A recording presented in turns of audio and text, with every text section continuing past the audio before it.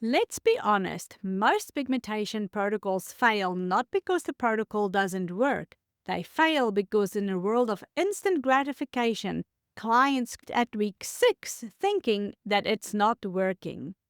Because nobody explained to them why results take 90 plus days to achieve. And this week, we're going to be talking about the communication side of pigmentation treatments, the exact words you can borrow until you find your own, and the timeline you set, and also how to keep clients committed when progress is slow and invisible. Because barrier repair is a process, and if clients don't understand the process, they will abandon it. What typically happens is that you say to the client, use this serum twice daily for 8 weeks. The client uses it for maybe 6 weeks, sees slow progress, gets discouraged, switches products, or sees someone else. Now the protocol is broken, headway made is lost, and you have a disappointed client.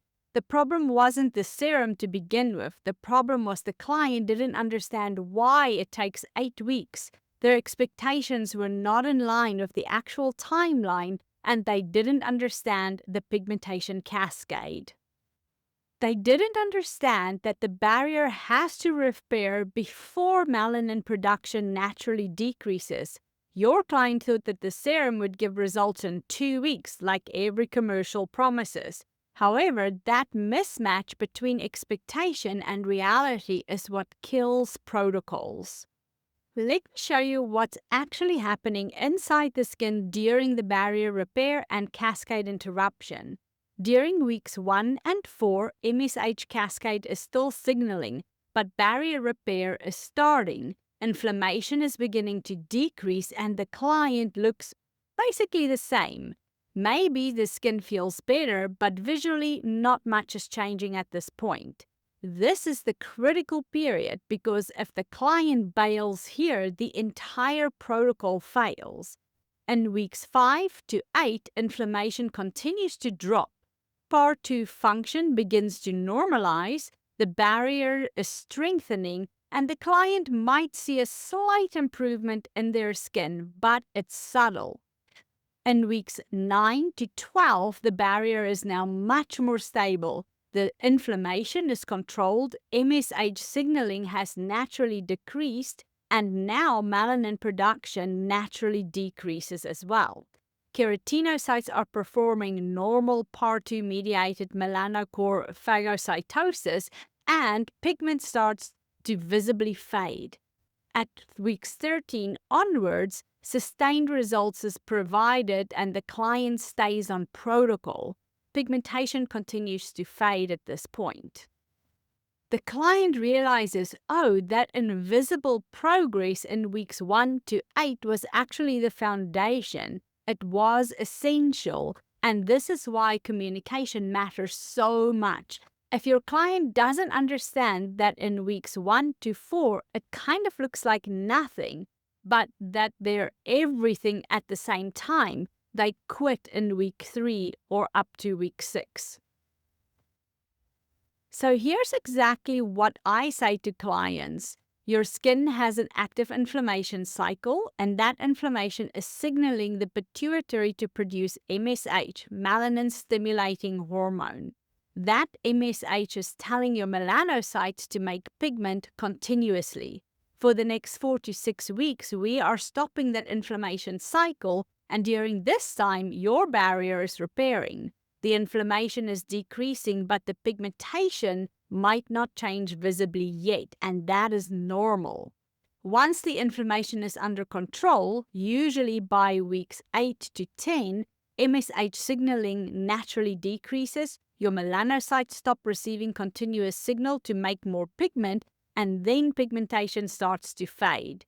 This process takes longer than aggressive laser treatment. However, it is going to last longer.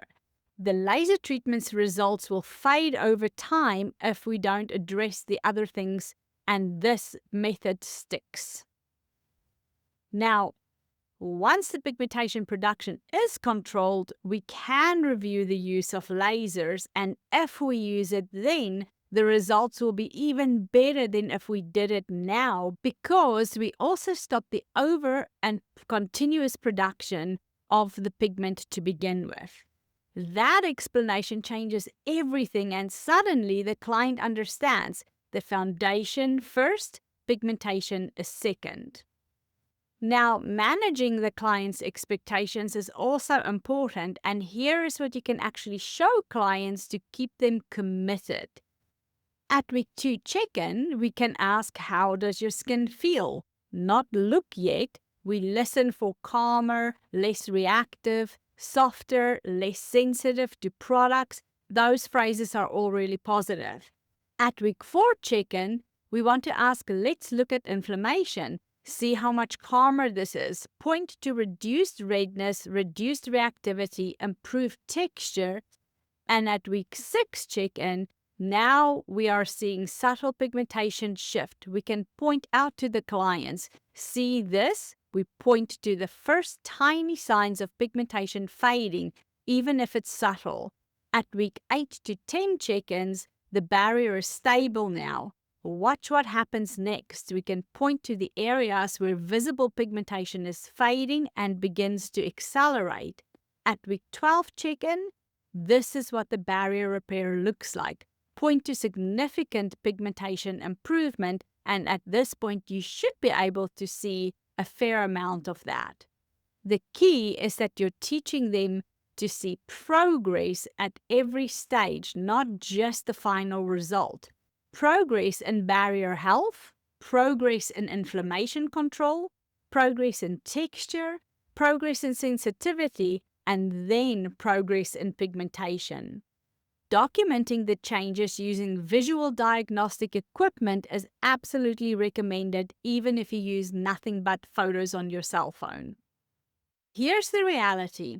Clients who understand the process stay committed, but clients who don't quit. Your job isn't just to give them the products, it's to help them understand why the process takes time. When they understand, they become your best advocates. They'll tell their friends that yes, it took 4 months, but it actually worked and it stayed working. That's sustainable business, and here's the business angle. A client who commits to a 12-week protocol, comes back monthly, and is in your chair consistently, they are the ones who are invested in results. The client who quits at 6 weeks in is gone, and they'll tell everybody that it didn't work. Communication determines compliance, and compliance determines results. Results determine repeat business at the end of the day, and that's what we're all here for, to get those sustainable results for all our clients. Now I have a favor to ask you. If this video was helpful to you, please like, comment, and subscribe. It costs nothing, but it means the world to me. If you are interested in what training I offer, the links are in the description, and as always, I will see you again next week.